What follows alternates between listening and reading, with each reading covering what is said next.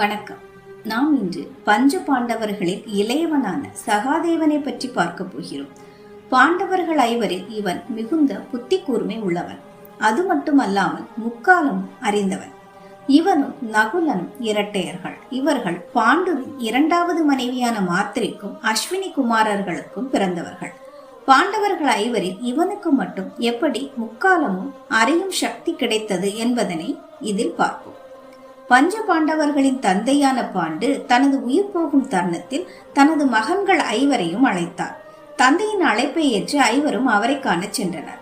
ஐவரையும் பார்த்த பாண்டு, என் உயிர் என் உடலை விட்டு பிரிந்த பின்னர் நீங்கள் ஐவரும் என் உடலை தகனம் செய்யாமல் ஐவரும் என் சதை பிண்டங்களை பீத்து தின்று விடும்படி உரைத்துவிட்டு உயிர் துறந்து விடுகிறார்.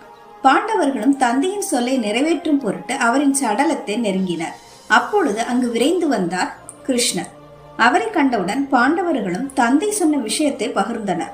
பாண்டுவின் உடலை ஐவரும் உண்டால் என்ன நடக்கும் என்பதனை அறிந்த கிருஷ்ணர் அவர்களை பார்த்து, இறக்கும் தருவாயில் பாண்டுவிற்கு புத்தி பிசகிவிட்டது போல யாராவது பிறத்தை உண்பார்களா? ஐவரும் என் பின்னே வாருங்கள், விறகு எடுத்து வருவோம், உடலை தகனம் செய்யலாம் என்றார். அனைவரும் அவரின் பேச்சினை ஆமோதித்தனர். தொடர்ந்து பார்ப்போம். வணக்கம்.